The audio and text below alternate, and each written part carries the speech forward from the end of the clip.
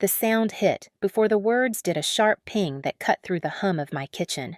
I looked down, and there it was, a group message titled Family. We think it's best if you take a step back for now. My parents' names glowed at the top. A second later, Aunt Carol reacted with a thumbs up, neat and final like punctuation on an execution. The microwave beeped behind me, but I couldn't taste the dinner anymore. I typed one line, steady hands, steady breath. Understood. I'll step away from the family fund too. I didn't know then that message would bankrupt more than their accounts. 5 years earlier, my father called from a parking lot outside a pharmacy. Rain hammered the roof so hard it sounded like panic. "They won't admit your sister without insurance," he said, voice trembling. "She's not going to make it." I was 27, still saving for graduate school, still believing family meant safety. I opened my laptop, logged into my account, and drained every dollar I had. When Megan pulled through, they called it a miracle. No one said my name. After that, the requests came quietly, texts that began with love and ended with numbers. Just until Friday, only this month. Your mother's insulin. Each one wrapped in gratitude that evaporated once the crisis passed. I learned to move money faster than I moved feelings. When Dad's hours were cut, I added him to my bill reminders. When Mom's prescriptions doubled, I linked her pharmacy account to mine. When Megan's car broke down, I found a repair shop that accepted online transfers. They called it the Family Fund. I called it structure. I thought if everything had a column and a deadline, I could manage the chaos. Every Friday night, I balanced it: payments, co-pays, overdrafts. My reward was silence, the kind that feels like approval if you listen long enough. At first, it felt noble. I was the reliable one, the quiet one who kept the lights on. But slowly, reliability became invisibility. One Christmas, Megan got new tires. I got a thanks for handling it. When Mom's birthday came, she posted a photo of the cake and captioned it, "Family First." I was in the photo, blurred behind the candles, holding the knife. I told myself this was love, that real love was service, not spotlight, that family doesn't keep score. But I did. Quietly. I started saving screenshots, receipts, transaction notes, not out of spite, but proof that I hadn't imagined the imbalance. Adrian once teased, "You treat your family like clients who never pay their invoices." I laughed, but something in me cracked, because he was right. I was the unpaid accountant of their peace. The night I realized it, I was adjusting a spreadsheet named Family Fund 2020. The cursor blinked beside the words, "Heart Balance." It should have been a joke, but it wasn't. It was the truest label I'd ever written. Still, I kept going. Every emergency found me. Every silence confirmed my place. I didn't ask for help, didn't want thanks. I just wanted balance numbers that matched promises. Then one evening, Dad said almost kindly, "Maybe you should take a step back, Val." It sounded harmless, almost caring. But the way he said step back, like it was an instruction, not advice, left a chill. I didn't know it then, but those 2 words would come back wrapped in blue light in a group message that ended everything. It started small, the way rot always does. Megan's name began to replace mine in family stories. When Mom talked to friends, she said, "Megan's doing so well, she's finding herself again." If I was mentioned, it was logistical. "Valentina's busy. She handles the bills." That was my role, a background function, not a person. Whenever Megan stumbled, the family bent around her like a shield. Missed work, late rent, another breakup, each one became a reason for grace. "She's fragile," Mom whispered. "You're strong." As if strength was a sentence. As if being dependable meant I didn't bleed.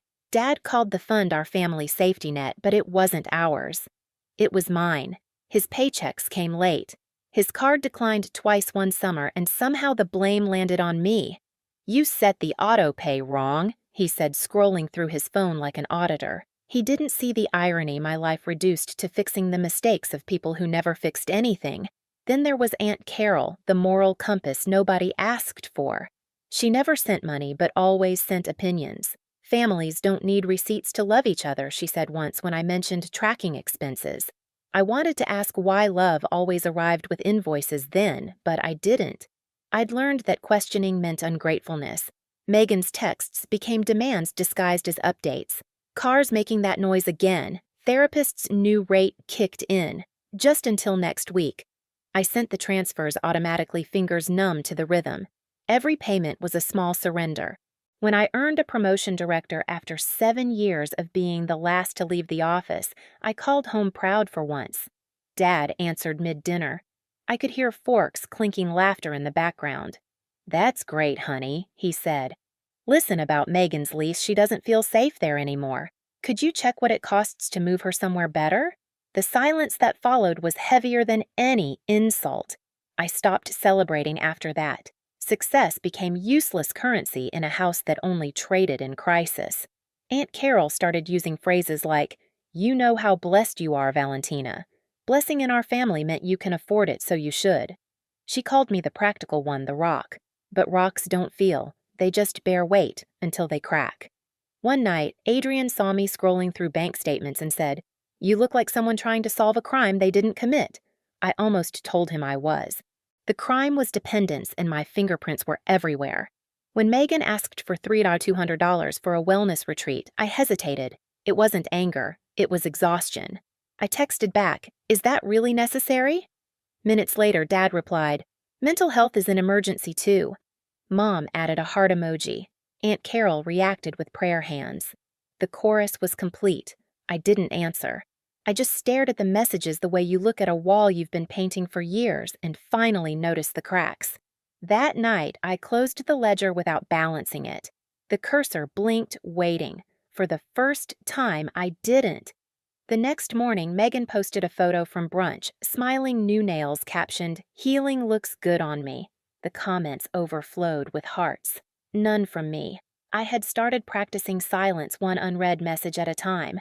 Somewhere between their gratitude and my exhaustion, the family stopped seeing me as a person. I was infrastructure reliable until I wasn't.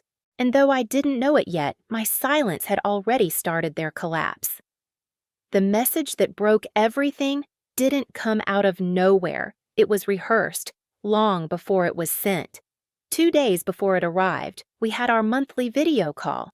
Megan appeared first, framed by soft light and a candle labeled self-care. Mom joined next, wearing her sympathy like jewelry. Dad hovered in the background, half listening, half directing. Aunt Carol logged in last, pearls bright even through pixelation. It started civil, the way family ambushes do. Small talk, whether how's work. Then Megan sighed. "I just think Val's energy has been negative lately." Mom nodded. "You've been so tense, sweetheart. Maybe you need space." Space. That word again. It landed like a script cue. I watched their faces rearrange into concern. It was choreography, familiar and cruel. "I'm fine," I said quietly. "Just setting limits." Dad leaned forward. "Limits can sound harsh, honey. We're just worried."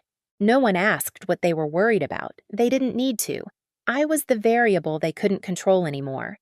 When the call ended, my screen went black and my reflection stared back, still expressionless. I'd stopped reacting months ago. 2 days later at 7:42 p.m., my phone buzzed on the counter. "Group message, family. We've discussed it," Mom wrote, "and we think it's best if you take a step back for now." My father's name appeared underneath, confirming it wasn't a mistake. Then Aunt Carol's reaction, thumbs up. That emoji hit harder than any word could. It wasn't just agreement. It was dismissal with a smile. The microwave beeped behind me. Leftover curry steamed under plastic wrap. The smell was sharp metallic. I stood there, the screen lighting my hands. I read the sentence 3 times as if it might rewrite itself. I didn't call, didn't ask who he was, didn't ask what step back meant. The phrase was clean, rehearsed, bloodless. It was exile disguised as concern. I typed one line, "Understood. I'll respect that and step away from the family fund, too." My thumb hovered, then pressed send. The tiny whoosh of the message leaving was quieter than I expected. Silence followed. No reply, no explanation. Just the stillness of something finished. I set the phone down, turned off the microwave, poured the curry into the sink, and let the water run until the steam vanished. At 3:11 a.m., my phone began to vibrate again, once, twice, then endlessly. Unknown numbers, blocked calls, voicemails stacking like debris. I didn't answer. The apartment glowed with blue light pulsing against the ceiling. By sunrise, there were 89 missed calls, Mom's voice on one shaky, tearful. Valentina, this isn't what we meant. You didn't have to please the prescriptions. Dad's on another angry defensive.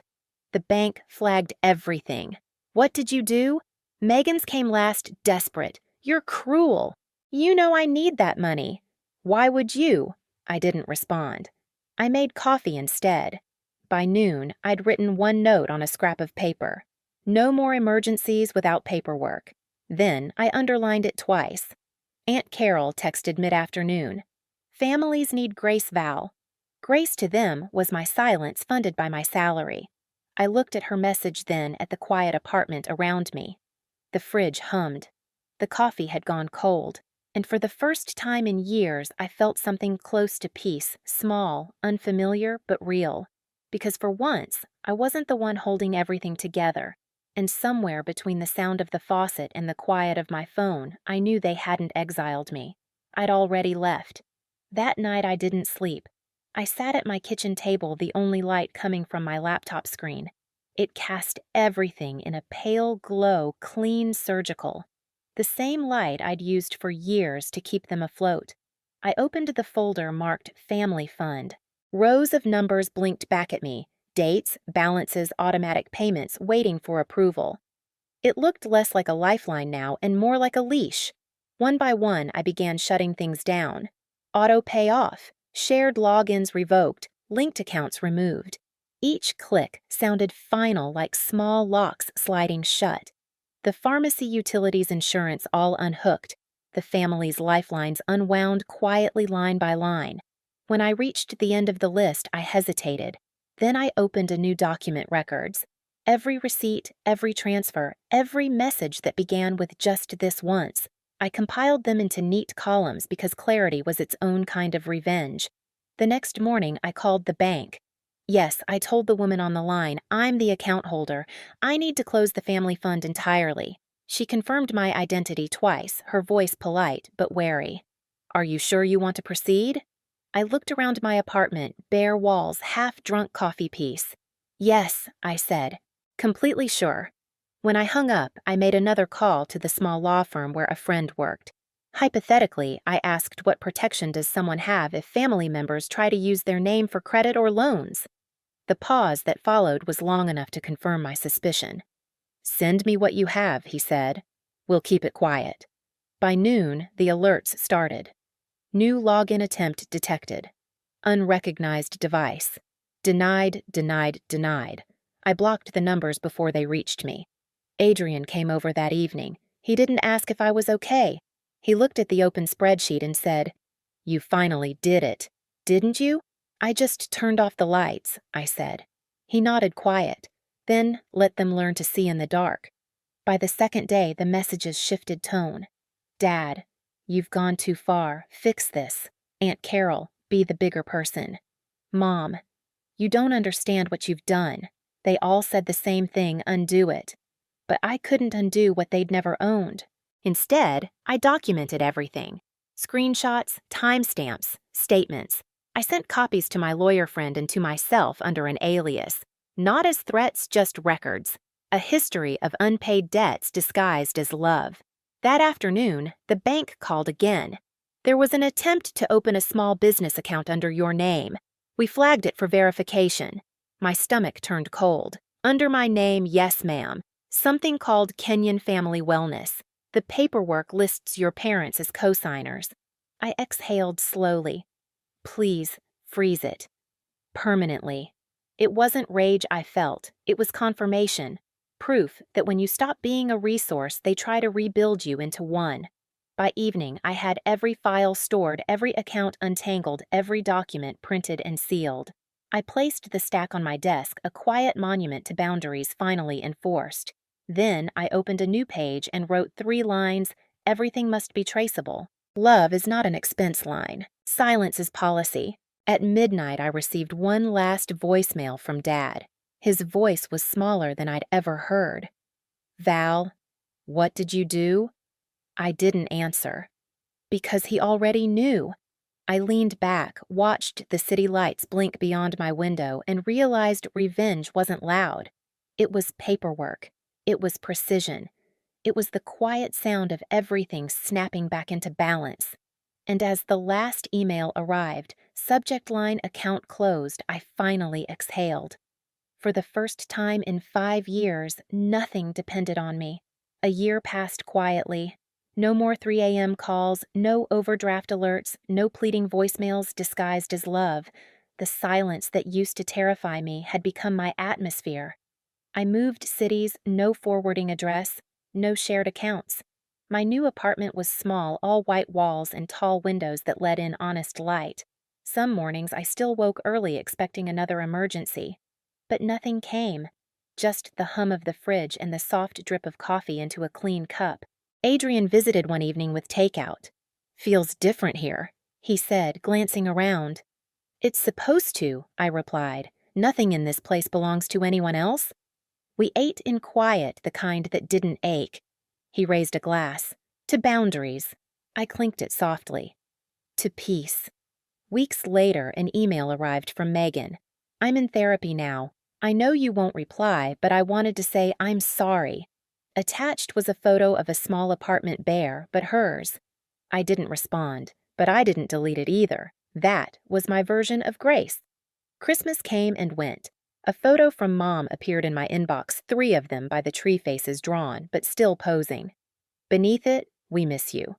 I closed the email and went back to my dinner, because missing me wasn't the same as respecting me. That night, I stepped onto the balcony city lights, blinking like small promises below. The air was cold still. I thought of that rainy night years ago, the phone call that began it all. Then I smiled, faint and steady. Some debts are never repaid, only released. Boundaries aren't revenge. They're instructions for how to love me correctly, or not at all. I used to think silence was punishment, but it's just peace without permission.